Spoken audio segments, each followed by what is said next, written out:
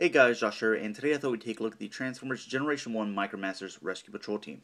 Now, there's several different Micromaster teams out there, but this one in particular was actually featured in the Japanese Victory series. So each one of these guys actually had a character in that Japanese series. So I guess you could say this is my first set of Victory figures from the Japanese line, which these are more than likely the Hasbro versions because I bought them on eBay here in America, but there's no difference between the Hasbro and the Japanese version. So this guy, which is in America called Stakeout, he's going to look the same as the American version, which we didn't know these guys were actually in a Japanese series whenever we bought them as kids.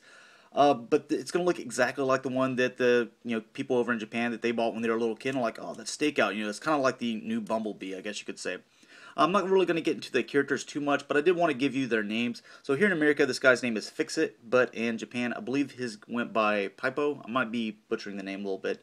Then you had Red Hot, which was Fire. And then you had Sea-Watch, which name was Boater. Then you had Stakeout, which his name is Holly or Ollie. I'm not really sure how to pronounce it. Whenever they do the subtitles in the Victory series, for whenever they imported it over here to America so I could, understand what they were saying. They still say in the subtitles like this guy's name is Stakeout, and this is Fix-It, so I'm not really sure how to pronounce their names. Wanted to, let's see, start off with, this guy right here. As far as the detail of their little vehicle modes, let me make sure this is focused in for you. That's not too bad. As far as detail with, and we'll get these guys transformed, with their robot modes, it's fine. You're really not going to get a whole lot of articulation, but there you go. You got that little screw there in his chest, but other than that, it's not a bad transformer. You can move its legs here. These were a lot of fun to take, like on vacations, to where my family is like, I could take like 20 of these guys and we could always pick them up. They even sold these things at gas stations, if I can remember correctly, or like Walmart and stuff like that. So they could pick them up and always pick me up a new set, and I could play with them for hours with some of the other ones that I brought along. Where if I brought a regular transformer, I'm going to lose his weapons, and I'm not getting a whole lot of fun factor out of them. But pretty cool, nice detail with this. This little piece right here can open. This is usually missing if you're looking to buy this thing, or even the whole set here. But as you can see, it can rotate, move up and down. So very nice. Get this guy transformed. Just pull out these legs here, and you can move his arms. And there you go. Make sure he gets focused in.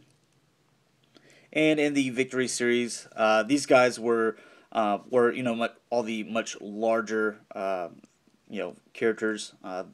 They would go and actually fight, where these guys would pretty much rescue the humans. They're a rescue patrol team. So there you go. Here we're going to take a look at Boater or Sea-Watch. It's not too bad. I got a little bit of gunk on there. Probably should have cleaned that a little bit, but. And the size scale, obviously, with Transformers, it is totally blown out of proportion. One time, there's like one scene, and towards the beginning of the series, this guy pulls up, and there's like a lot of humans, like, getting onto this guy. So this guy's supposed to be, a very large boat, but at the same time, he's much smaller than all the other Transformers, which turn into cars. And, size scale really doesn't matter with Transformers. But pull his legs out, and pull out his arm, pull that back, and there you go. He's got these little cannons here. And we'll make sure we focus in on him. So not too bad. He's a little bit of a short guy. Then we have kind of the main guy. This is actually kind of like the new Bumblebee, or if you remember in the Headmaster series, this is kind of like the new Willy, to where he's kind of like the little comedy relief, and he's always hanging out with Gene, which is kind of the new Daniel or Spike, I guess you could say. So. Just different characters, different names, but they pretty much stay with the same concept. And make sure he's focused in there. And all these are very accurate to what they look like on the anime screen as well, so very cool.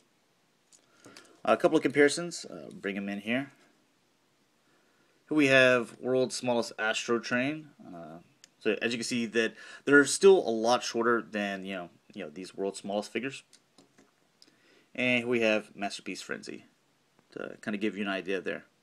So thanks a lot for watching, guys, and I wanted to share this with you on Friday, and but unfortunately, my electricity went out on my whole block, and it took 4 hours for it to come back on. So, didn't have time to do a video on Friday. But I do plan on Wednesday. I will be uploading Unique Toy Sharky. So if you hadn't seen them, there he is. I have all three of them. I'll do the comparisons and transformation. Don't have the original G1 to do comparisons with, but I will make sure that you get a really good idea as far as size and stuff goes. So, talk to you later. Have a good day.